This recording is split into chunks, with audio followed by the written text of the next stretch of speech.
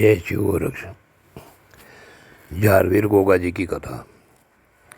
प्रिय श्रोताओं, आपने पिछले भाग में सुना कि गोगा जी अपनी बारात लेकर सिंगलदीप पहुंच गए। जब राजा के दोनों भाइयों ने बताया कि एक महात्मा के साथ 6 बंदे आए तो सिंजा सिंह बड़ा ही प्रसन्न हुआ तथा अपने 15 सैनिकों को आज्ञा दी कि उन बागड़ियों को मारपीट कर भगा दो। और फिर राजा अपने आप बाग से आगे जाकर गोड बंगाले से आने वाली बारात का स्वागत करने के लिए अपने मंत्रियों के साथ पहुंच गया। जब 15 सैनिक गुरु गोरखनाथ जी के पास जाकर अपमानी शब्दों से बोले तब नार सिंह उठे और एक सैनिक को दोनों हाथों से उठाकर दूसरे सैनिक के ऊपर फेंका तो दोनों सैनिक गिर गए। बागी सैनिकों ने हथियार निकाल लिए और जैसे ही सैनिक नार सिंह की ओर चले तो गोगा जी ने भाला उठाया और जय शिव गोरक्ष बोलकर इतनी ज़ोर से फेंका कि सभी सैनिकों के सिर धड़ से अलग हो गए। बाग में रहने वाले माली ने जब ये सब हालत देखी तो वह भाग खड़ा हुआ और राजा के दरबार में पहुंचा। उधर माली की लड़की सीधे राजमहल में पहुंच गई। उसने सीरियल को बताया कि सूरज निकलने से पहले ही बागड़ से ऐसी बारात आई है जिसमें एक महात्मा एक बूढ़ा आदमी है, लगता है कि वह राजा हो या राजा का पिता हो, तथा 5 नौजवान आए हैं। परंतु एक नौजवान ने तो ऐसा भाला फेंका, इतने ज़ोर से फेंका कि हमारे सभी सिपाही मृत्यु को प्राप्त हो गए। उस नौजवान के सिर पर नाग बैठा फुंकार मार रहा है। सीरियल को बागड़ से बारात आने की खुशी तो हुई, परंतु केवल बारात के नाम पर 7 ही आदमी आए, यह सुनकर सीरियल को दुख भी हुआ। उधर राजा सिंजा सिंह को खबर दी गई कि एक बागड़ी योद्धा ने एक बार से हमारे सभी सिपाहियों को मार दिया है।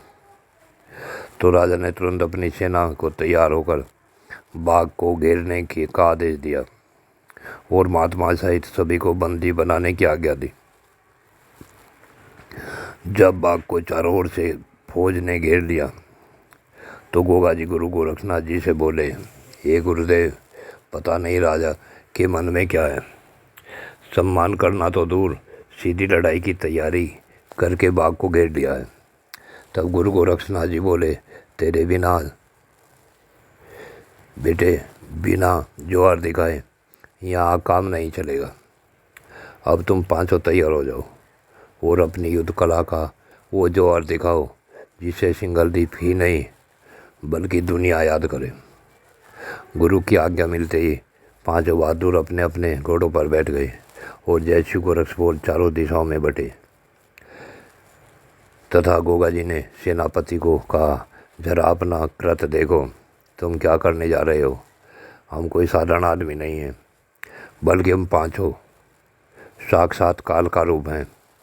हम युद्ध में थकते नहीं, बिना कारण सेना को मरवाने ले आए हो। तभी सेनापति ने कहा, तुम सिंगलदीप की सेना का जोर नहीं जानते, तुम अकेले मेरे सामने बड़े आ रहे हो, तो लो संभलो। इतना कहकर सेनापति ने भाला फेंक कर गोगा जी को मारा।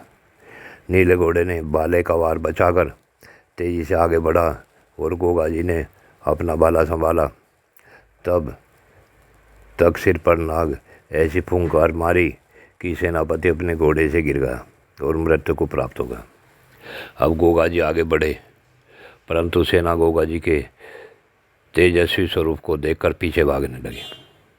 जब गुरु गोरखनाथ जी ने देखा कि गोड बंगाले वाले अपनी बारात लेकर आ गए हैं तो गोरखनाथ जी ने बागड़ से आने वाले सभी को जागृत कर दिया और सेना को आदेश दिया गया कि गोड बंगाले वाली सेना पर टूट पड़े। फिर क्या था, हाथी घोड़ों और रथों से सजी बागड़ वालों की सेना शत्रु दल पर टूट पड़ी। कोई कुछ समझे या संभले ऐसा मौका किसी को भी नहीं मिला। सभी अपनी जान बचाने के लिए इधर उधर भागते दिखाई दिए। भजन सिंह, रतन सिंह और बालकिशन गौड़ बंगाले की बारात और सेना का सामना करते हुए उन्हें मारते काटते पीछे हटाते हुए आगे बढ़ते जा रहे थे। गोगाजी सिंगलदीप की सेना को पीछे हटने पर मजबूर कर रहे थे। अर्जन सर्जन ने तो इतना भयंकर युद्ध पहली ही बार देखा था। वे दोनों बाग में छिप गए। गोगाजी सेना को पीछे हटाते हुए शहर में घुस गए। तब राजमहल की छत पर खड़ी सीरियल ने गोगाजी को युद्ध करते हुए देखा तो वहीं से नतमस्तक हो गई। सीरियल को अपने होने वाले पति पर आज गर्व हो रहा था। नाहर सिंह उधर को बढ़ा जिधर राजा सिंजा सिंह थे। जब राजा ने नाहर सिंह को अपनी ओर आते देखा तो तलवार उठाकर बोला, ए नौजवान, होश में आ, तेरे सामने मौत खड़ी है। तो नाहर सिंह बोला, अगर चाहता तो तुम्हें दूर से ही मृत्यु दे देता, परंतु तुम्हें जिंदा बंदी बनाना है, क्योंकि आप भैया जहारवीर गोगा के ससुर है।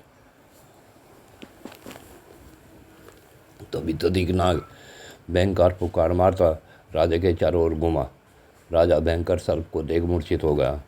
तभी नाहर सिंह ने घोड़े से उतरकर राजा को अपने घोड़े पर लिटाया और गुरु गोरखनाथ जी के पास ले गए। युद्ध बड़ा ही विकराल रूप ले चुका था। थोड़ी ही देर में लाशों के ढेर लग गए। गौड़ बंगाले की सेना के पैर उखड़ चुके थे। वे पीछे भाग रहे थे। तभी राजा बासक की नाग सेना ने पूरी सेना को घेर दिया और सर्पों की फुंकार से ही सेना हताहत होकर गिरने लगी। कुछ नाग तो सिंगलदीप में घुस गए। भयंकर काले, पीले, नीले, लाल और सफ़ेद विकराल सर्पों को देखकर सिंगलदीप का आम आदमी घबरा गया। पूरे शहर के मुख्य द्वार बंद हो गए। सभी लोग अपनी छतों पर चढ़कर यह भीषण संग्राम देख रहे थे।